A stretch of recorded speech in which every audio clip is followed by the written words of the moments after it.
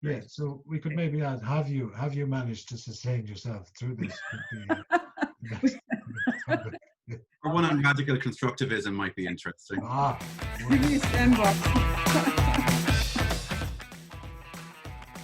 Good evening, everybody, I suppose, and we're here Wednesday evening, just before midterm, and I think this is a very timely topic that we have today. It's sustaining ourselves digitally through the COVID pandemic.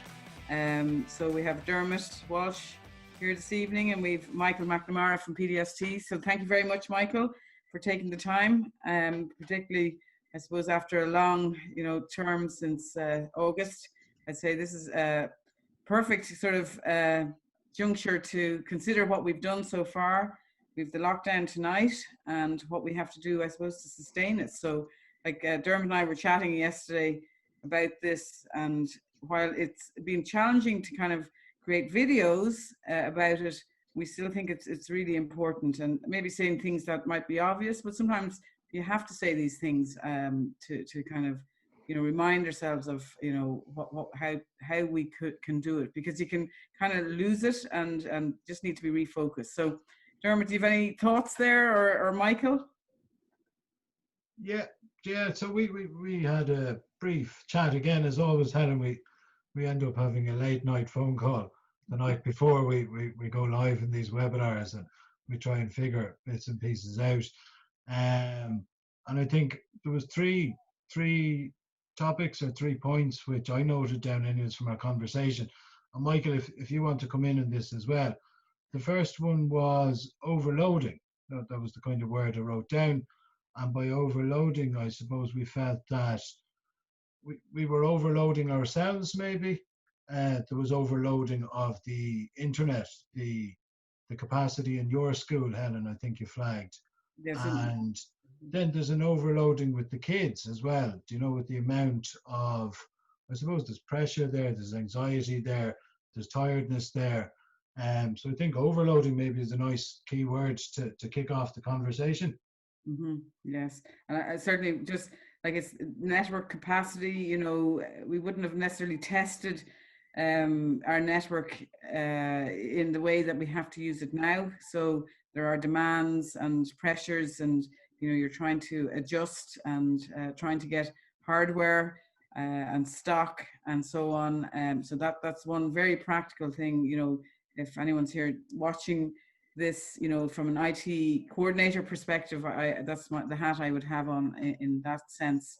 But there is overload, and it's the overload of, I think what we were talking about last night was that, something that would have been relatively, straightforward. And again, I think the other point was the comfort zone. So like, say if you had an information evening or a parent teacher meeting, you know how it works. But now we have this level of complexity, and you've got data protection, in terms of how do you contact the parents and so on. So all the time there's a new learning the whole time. So that's the overload, and that's only a couple of instances of overload and that I'm talking about there as well. And then I suppose the other point we were making is now it's like sort of a stage production, so, and I don't mean that in any way, like it's unbelievable the amount that you have to do in the background to make sure things are setting up and linking that looks very seamless. And while, and then that in itself is a learning. Whereas, if you were in school sort of this time last year, you would have been doing that naturally because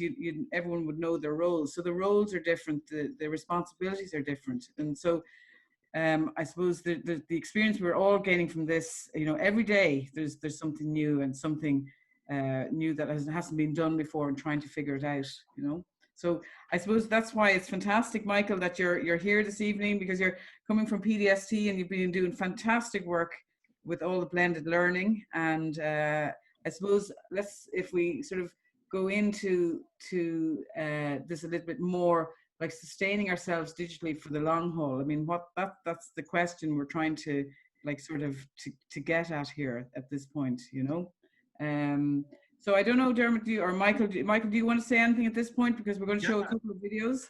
Yeah, I'll just hop in really quickly, just to, I suppose, first say thanks a million for the invite. Absolutely delighted to link in with you. We have a long-standing relationship with CESI, so delighted to contribute to anything that, in any way that we can, And just, I think the team is ideal as well. I know just from, you know, the digital technologies team that I work with, you know, amazing people on it, who are linking in with schools every day, and myself with school leaders and principals and teachers and, you know, all the staff in the school every day as well. And phenomenal things are going on and have been going on since March. And I think the themes that you picked out there are really relevant ones. I definitely see, you know, it is like a production in terms of you're trying to plan ahead for things, your contingency planning. These aren't things that schools were used to doing before now. We've created a whole load of supports, which I'll talk about in a bit later on, actually, just in terms of different ways that we can support schools and teachers. Of course, our school support and our sustained support being one of the most transformative ways that we can do that, which I'll touch on later as well. But just, I suppose, in terms of sustaining our well-being, I know our colleagues in the PDST on the health and well-being team on both primary and post-primary have been doing phenomenal work there in producing really practical publications like the 120 ways to do PE with no contact for teachers, or just even their new Breathe resource is a really nice well-being resource. So there's loads there that are all accessible on pdst.ie if you just go into the health and well-being section, or even the distance learning section. So I'll touch on those anyway later on, Helen, as well. Great, okay. Okay, so do we want to go, Dermot, do you want to add anything more, or are you ready to show your video, or it's up to you? Yeah, certainly we can move on to the video.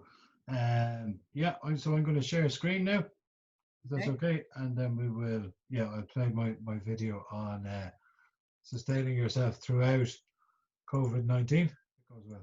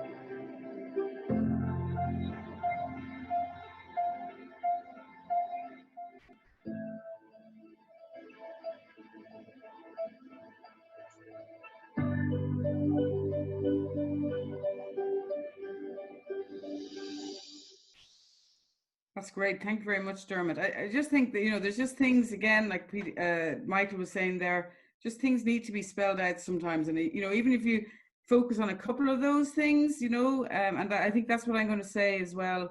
You'll see, I like sort of have this iterative kind of cycle you're going to see. And what I was going to say as well, thanks very much. I should, Sarah, Jane, if anybody has any questions, just post them to the chat. I'm keeping an eye on it, and we can either answer, near the end of the webinar. So what I'll do is, without any further ado, I'll share out my little video. Okay. In this short video, what I'm trying to do is explore how we can sustain ourselves throughout this pandemic. And at the heart of it, it's us.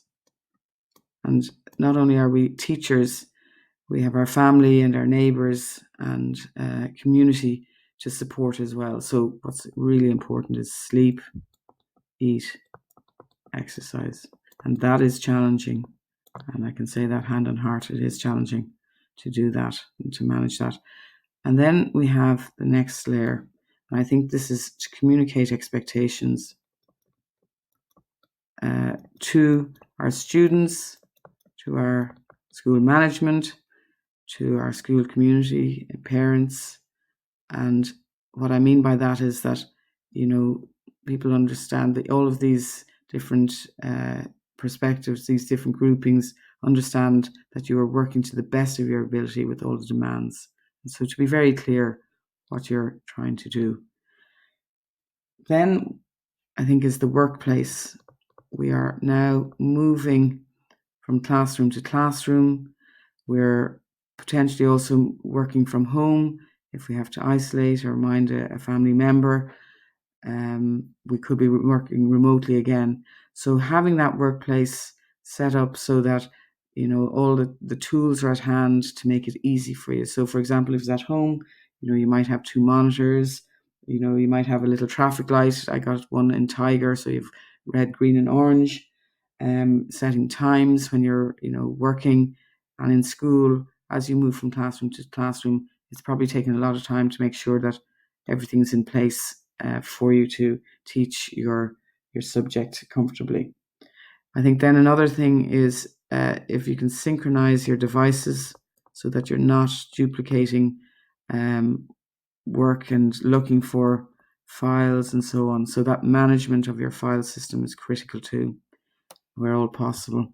So talk, with your IT coordinator about that. Then what it is we have is the technology itself in terms of your subjects.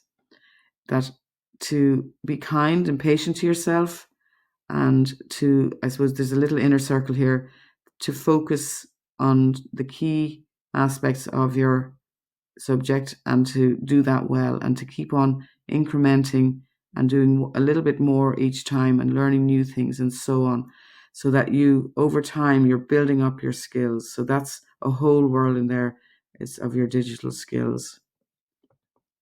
And in order to do that, there are many, many supports out there. And so I would consider, you've got the CESI mailing list for troubleshooting, you've PDST, CPD, local education centres,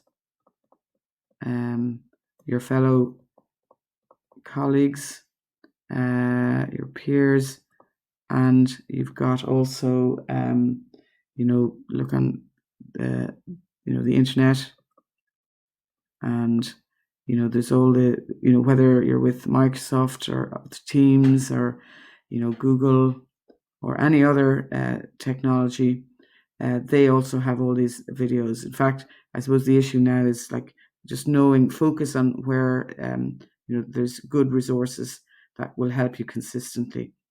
And I think most of all, and I think I've said it already, is be kind and be patient to yourself, and then we will get through this. Very Bronfenbrenner-ish. What does that even mean, Dermot?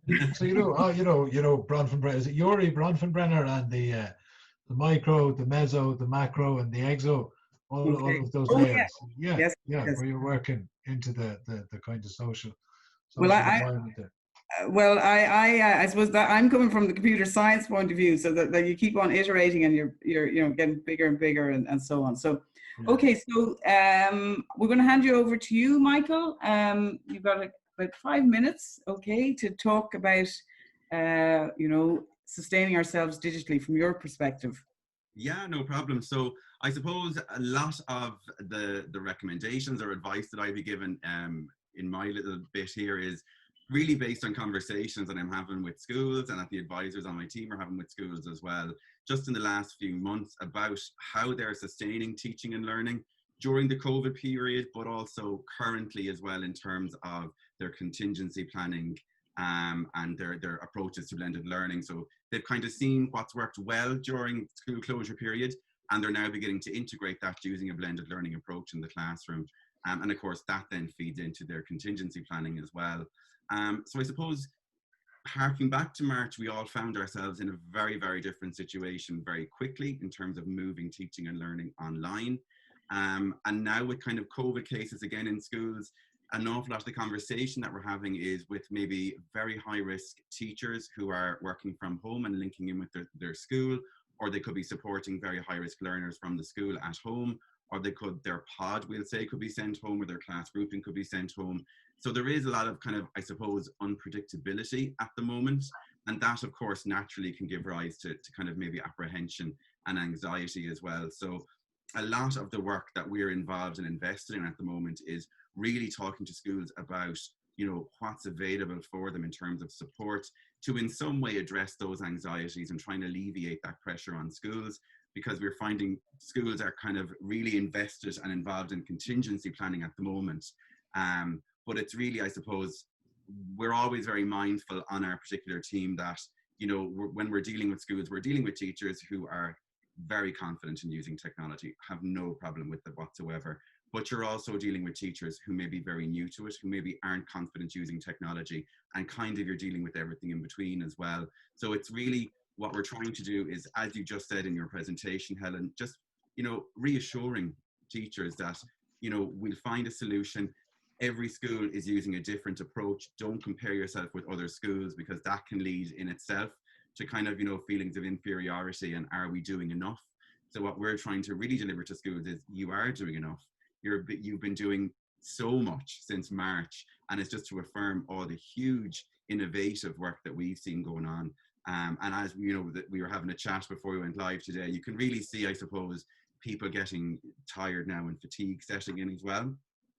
So I suppose what I wanted to do in my short piece here is just highlight some really key supports that teachers can access in terms of supporting them to upskill themselves, so that if, and God forbid it is the case, but if we do, you know, have to go back to a situation where we're involved in distance learning like we were before, that there'll be a more seamless transition and that we won't have that kind of panic or sense of anxiety around it that we had the last time, or certainly not to the same level again. So I suppose in that regard, just to highlight some key supports that my own team have created. Our PDST distance learning webpage is really a one-stop shop for teachers in terms of gaining access, not only to our team, but to other teams' resources as well. The one that I mentioned earlier on was the teacher wellbeing resources.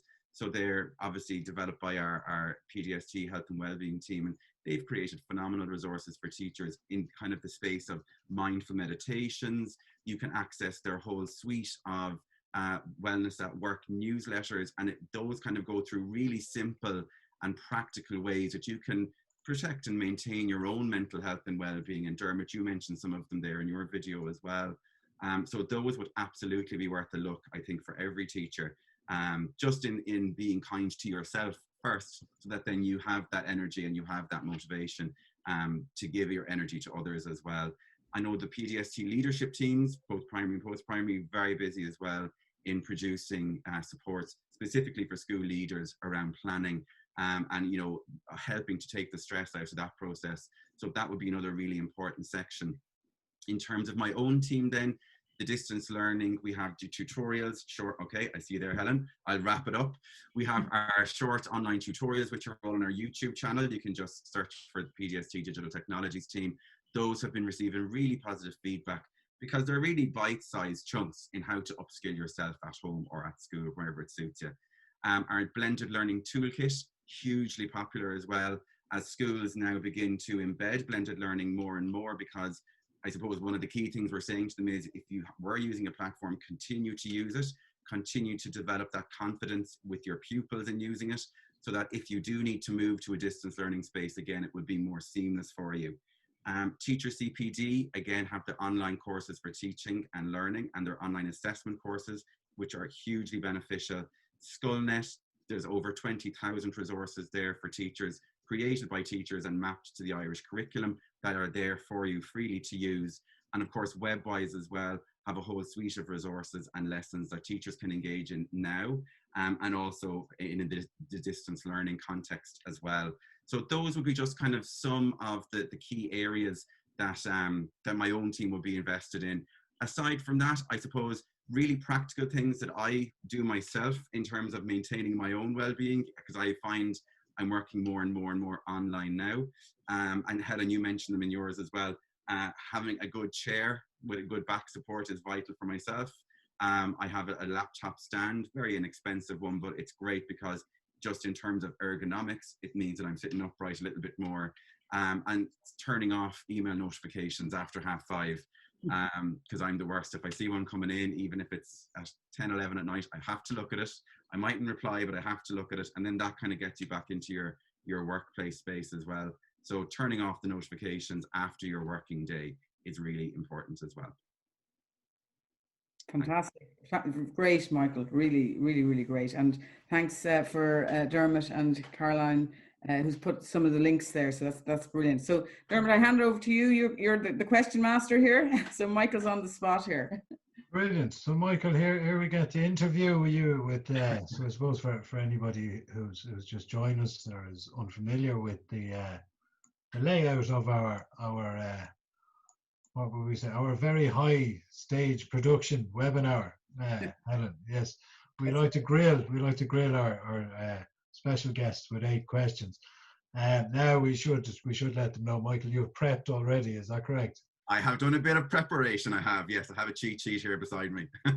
I need it. And also to add that Michael has 1 minute to answer each of these questions. So we're, because we're mindful of that. It's 8 o'clock on a Wednesday night after a long sort of half term. Okay, Dermot. It's the 1 minute bit that's actually worrying me more than the answering bit. Sticking to that. It's very hard. It's very hard.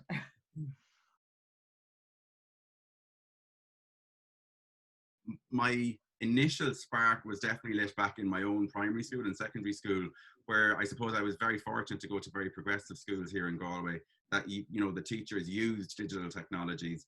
And really, I suppose from a very young age, I could see how it afforded me another way to learn that wasn't the typical way that we were learning. So in that it was different, it was new, it was obviously exciting. And that for me created a lot of enjoyment and motivation. And then when I became a teacher myself and I was using it in the class, that initial spark kind of developed more into a flame, we'll say, in that I could see the motivational features and how really learners are immersing themselves in the learning experience, whether it be they're creating their digital story or they're, updating their digital portfolio or whatever it might be. And I think for me, I can see when they're using digital technologies, how they're maybe accessing deeper levels of learning because they're having to go and search for the content online. They're having to be critically aware of, is it fake news? Is it a reliable source of information as well? So you're developing a whole range of digital competency skills along with curricular as well. I suppose this links probably with my last question. So definitely, I think it's the increased engagement and motivation for me was the huge outcome for using digital technologies for teaching, learning and assessment. As a teacher, I really tried to, I suppose, use different types of approaches in the way that I taught. And digital technology for me was really a game changer. And after a while, it just became another methodology. And as the learners became more used to it, the focus wasn't on the technology. And that's a key, I think, thing that, my own team are always really cognizant to disseminate as well, that the pedagogy has to come first and then the digital technology simply just supports that. And I really saw that being the case in my own classroom, where the tech was fantastic, but it nearly became secondary to the topic that they were learning after a while once they became familiar with it. And I suppose it really motivated maybe the more reluctant learners, or maybe those who are a bit shyer, to provide their opinion in the class situation verbally. But they were a lot more inclined and a lot more comfortable to do it maybe digitally, and they could see their opinions then being valued amongst their peers as well in that way through using digital technology. So for that reason as well, I just thought it was a great way to engage learners and support their learning. I gave a lot of thought to, because there are so many examples that I could give. The one, I suppose, that really stuck out for me in my own teaching in my classroom, and again with the PDST, because we see it all the time, is engaging in formative assessment using digital portfolios. I think it's a really transformative way to engage in formative assessment, not only for the learners, but for the teachers as well, because it really enhances the teaching and learning experience meaningfully for both. So I've seen in my own context pupils critically engaging with their work. So it definitely, I suppose, in that I was asking them to select their own pieces of work, they were more inclined to critically engage with them, have a look back over, make revisions, make improvements, self-edit, ask the friend beside them. So you could really see that although we were using technology, the technology was really driving on the formative assessment approaches, like you have your peer and your self-assessment there. And of course, in using digital portfolios, it really facilitated me to give feedback in a way that suited the learner as well. I could give written feedback, I could give oral feedback. So it was great, and it really encompassed, for me as a teacher, a running record of their progress throughout the year, which I found really useful as well. Yes, so I suppose a key message that myself, and again, I would have mentioned it previously, the key message that we're always, I suppose, advocating is pedagogy comes first, and the technology supports and enhances that. So I think, first of all, as a teacher, the trick is to look at the content and look at the learning outcomes that you're trying to achieve, and then just select the digital tool that helps to support and enhance that.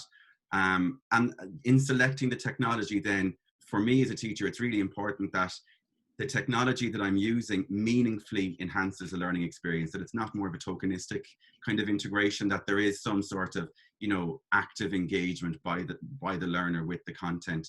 So I think, obviously, when you're looking at kind of the educational use of technology and one of the outcomes, it definitely supports curricular learning. Other notable outcomes for myself, again, I suppose, I just saw that pupils became so immersed in their learning when they were using digital technologies, and they were accessing kind of maybe deeper levels of learning that they wouldn't have before if they were just kind of, doing an activity from a book. And of course, they're increasing their own digital proficiency skills as well, while they're engaged in all of that without even realizing it. And then you can see as well, I think, because the pupils and the students that we're dealing with are so used to technology outside of the classroom, when you use it in the classroom, it's a more seamless transition than you would think. And that in itself can generate motivation for the learners, because it reflects their real life that bit more as well. So look, I think at its most basic, I think education should meet the needs of the learner. And in thinking about that in more basic terms still, I suppose, what do we want learners to know or to be able to do by the end of their schooling that will enable them to participate effectively in society?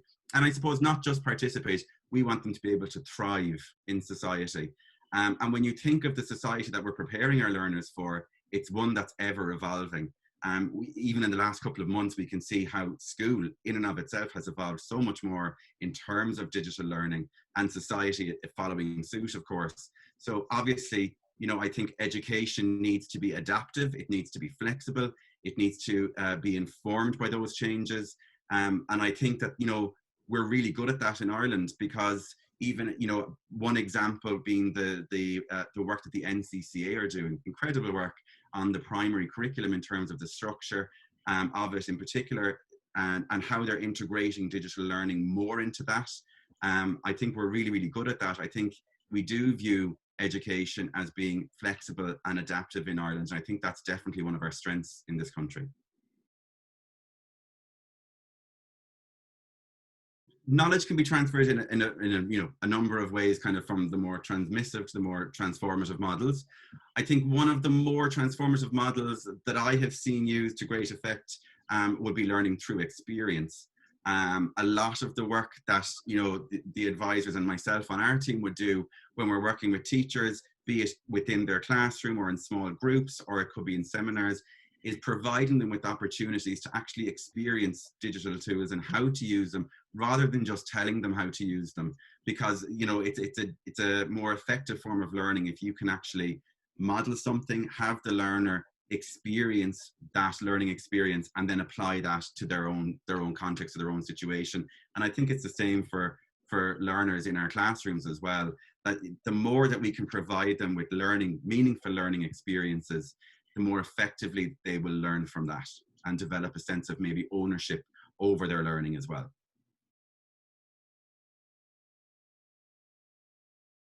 I definitely think that there are loads of different, obviously, you know, forms of pedagogy, and I think each has their place, absolutely does.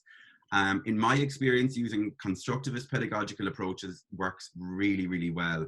So kind of more to the right of the continuum that you were looking at previously.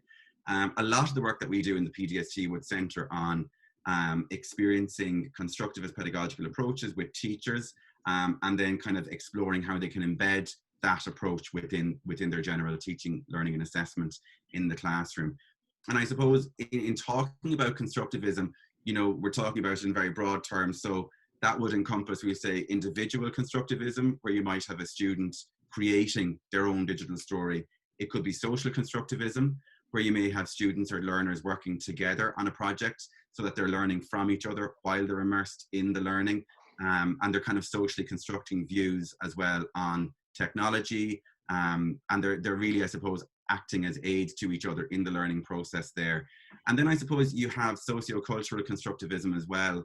And this is one that I suppose, you know, we would be kind of used to more so in the adult spectrum of things, where, you know, you could have, for example, we have fantastic digital communities of practice at the moment, but that's kind of a culture that has been predefined, where people are socially constructing their view. So they're sharing their experiences within that predefined culture. So I think, and you see huge forms of learning coming from that as well.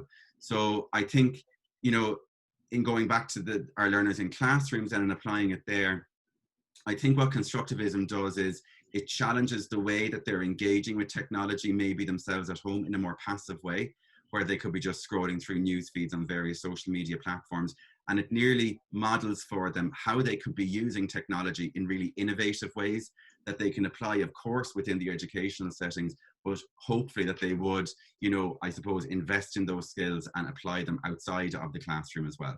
There's also a thing called radical constructivism. Have you ever come across radical constructivism? I have. Yeah. We haven't done there yet, but yeah. This is fantastic, where like it's only what's in your head that is actually true, like, which we haven't gone that far now yet.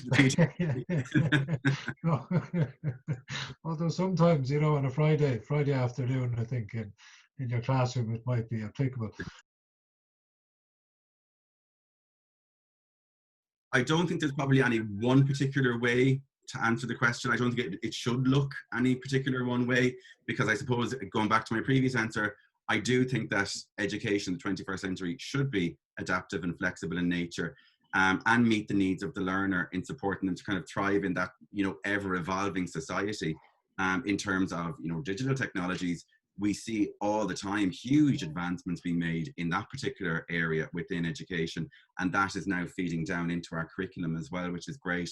So I think you need only really look at the last few months to kind of see an example of, you know, something that we couldn't have planned for, but yet will have lasting impacts within our education system. We can see it already, you know, in our conversations and in our school support, because schools are saying that, you know, we tried this during lockdown, A and B worked, maybe C and D didn't, but we're going to keep on with A and B and see how that now can feed into a blended learning approach. So if we do need to close down, or if we do need to engage in blended or distance learning in the future, we kind of have ourselves set up.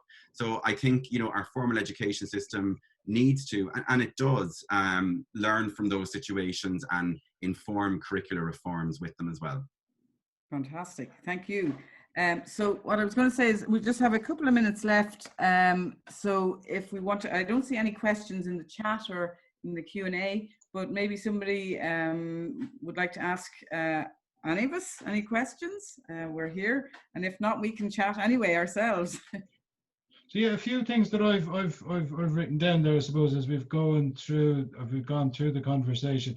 One was to do with Michael, you were saying you're working with teachers who are confident, and you're also obviously working with teachers who lacked confidence. Yeah, in the whole immediacy, I suppose, of what was thrown in front of them. But I think it's fair to say teachers have done fantastically well in responding. Oh, hugely. We've really been blown away on our team. I know some of the advisors are on the call here as well and would speak to that. You know, schools have really gone above and beyond what, you know, in terms of what we've seen to date and in terms of what they've managed to achieve in such a short space of time. It definitely gives us a huge sense of pride that we're on the digital technologies team in the PDST, because we've seen huge growth, phenomenal growth in the last number of months. And I suppose, you know, that's really down, and that stands testament to the high caliber of teacher that we have in Ireland, and of course the school leaders as well.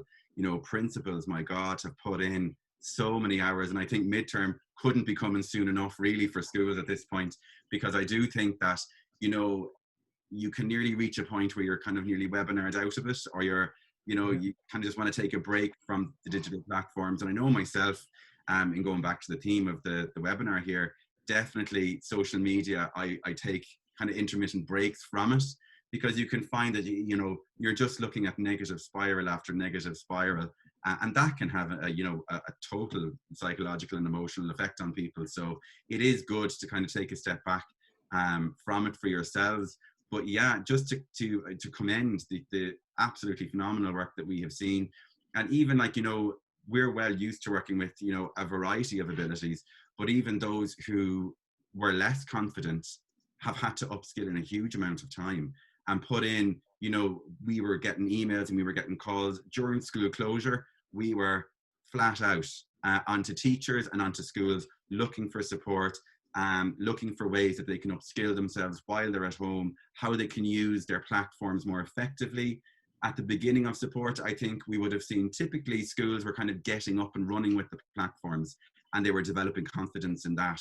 Whereas towards the end, what we would have seen were schools, now that they're a bit more confident using the platform, they're exploring the features a bit more. Now they kind of want to use it more in terms of giving assessment and effective feedback. So they're using it in really, you know, I suppose, high achieving and really engaging ways for the learners as well. So huge credit is due, I think, to the teachers of this country and the school leaders, and indeed all the staff in the school that make it happen as well.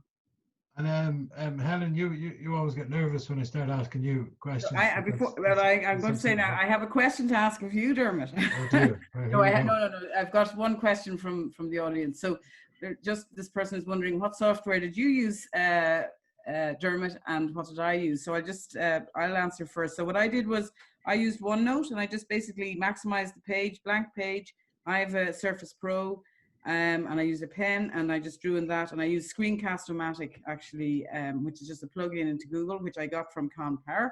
Thank you very much. I've been using it since March, and so that, and I got that from Con. Had posted that, I think. Oh no, it was to the computer science community on Slack, but it's fantastic. So Dermot, what do you use? Okay, so we had great fun, I have to say, during lockdown. What did I? So predominantly we used Google Meet or Google Hangouts in order to set up a video conference, and then we used very simple things. And I was showing this to some of my colleagues and some of the students there. We had one student who was out and the last couple of days, and they wanted to plug into the class. So using Google Meet, we used a share screen function, and on the share screen, we just simply had I think it was the EdCo Learning bookshelf up, and the Bailbio online book. So Bailbio is a 6th class Irish book, Helen. So we had that page up. So for example, everyone can see the same screen, so everybody can engage in a very traditional textbook lesson. Like it's extraordinarily simple to do, but quite effective. Or certainly, you know, if at the beginning, if you're nervous or concerned about anything, stick with what you know. That was very, very simple. Obviously we used Google Class, then used OneNote for maybe showing procedures in mathematics, or typing out answers, use Google Class. Then kids were writing at home. You put that up on the shared screen again, you go through the corrections, engage in a kind of a writing workshop. You see, you got me started now, Helen. This is So dangerous. I'm going to stop because I've got another question for you. So what was the actual software you used to make that little video, the 3-minute video? What's the name of that? Doodling. Yeah, doodling. And it's good. Yeah. I have another here question. So you see the way I'm Dermot can't ask me any questions because we're ready for you. Yeah, so, all right, okay. So Michael, there's a question for you from Sarah Jane. What was a highlight for you? I know it was tough, but I found lots to be grateful for and would be interested to hear what stands out for you. Yeah, I suppose the team that surrounded me in the advisors, I think that's what the highlight for me was. I think right back to March the 12th, we were in a meeting in Athlone for a completely different reason. And we heard, we knew at that stage there were kind of whispers coming through in the media that school closure was probably going to be imminent. So I remember booking a room in Athlone Education Centre, grabbing a load of the advising, the post-primary advisors at the time that were at another meeting there and kind of saying, look, we need, we had brainstormed around it because we all kind of had the agreement that we need to kind of have something up ready for schools. If this happens, we want schools to feel that we're being responsive, that we're supporting them. And by 5 o'clock that evening, we had up the website, despite an electrical blackout at the time. We had to move from an ed centre to a hotel to finish it off, but it was up.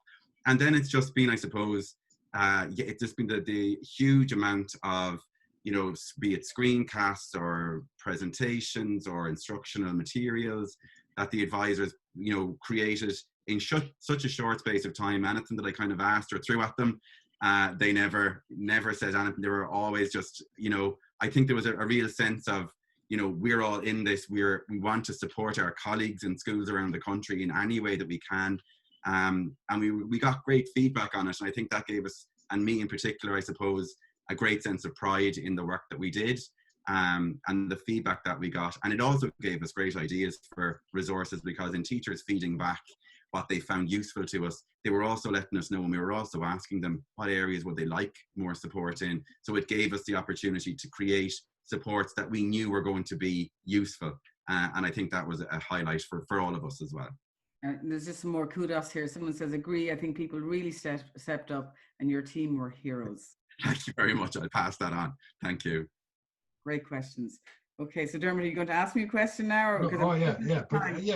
Can we pause that? Yeah. Okay. Right. So you're at the coalface. Like obviously, Michael, you are at the kind of, I don't know if meta level is the correct way of putting it, but you're more design as opposed to the practical side to it. So Sarah, what's different? What's different? What are you doing different in the classroom? Me. Yes, as a teacher at secondary level. Okay, what I'm doing differently in the classroom this year to last year is that I might have a student at home, so I have to dial them in using Teams. I would never have even conceived of that this time last year. Sometimes I have 5th and 6th years, and I have half of them in front of me in the class in the computer lab, and the other half are in another classroom. So I get the students that are down in the other classroom, they all join in on Teams, and some of those actually might be at home. And so I'm broadcasting, either screen sharing, or it's this week we've done a Kahoot.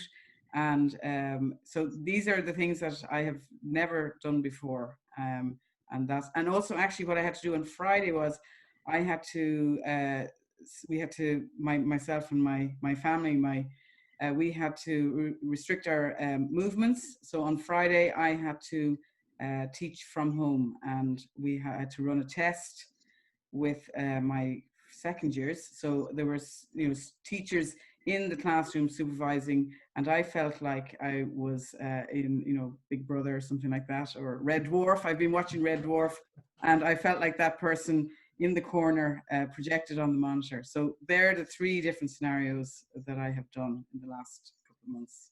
I'm sure everybody else has done it as well. Yeah. And that's the key to it, like, because there are differences. Like from our aspect, we were having a chat about this just informally, the past couple of weeks, past 2 to 3 weeks, we've noticed people are a little bit afraid. There's a bit of fatigue setting in, anxiety with the uncertainty about what was to come the last 2 weeks. So up until, I suppose, the announcement was made on Monday. But we've found that we've slowed down a lot, if that makes sense. We've slowed down. Now we're going into things deeper, we would argue, certainly, as regards the content we're teaching, you know. But certainly we've slowed down. You're not overloading them, or you're trying not to overload them, certainly, as much in the classroom. Like, you're not moving as quickly through topics as you would have done previously. Slowing down, letting them maybe consume the information a bit more. And then particularly this week now, we've just had great fun in the classroom. We attacked the Bridge 21 model in the classroom. So this is Helen and I's favorite model ever to talk about, Michael. We are just brand advertisers at this stage, you know. But we really brought it in to the classroom, and we set up this project with you know, the STEM boxes, Michael. Have you ever come across the STEM boxes? Yes, yeah. There's one in there. It's about you have to create a house, and a house in the future, and you have to use 3 forms of sustainable energy in the house. And we got a load of microbits and some microbit kits. There's the Internet of Things kit, and there's the Smart House kit. And we've just put the whole thing together, and I swear it's just the best crack ever.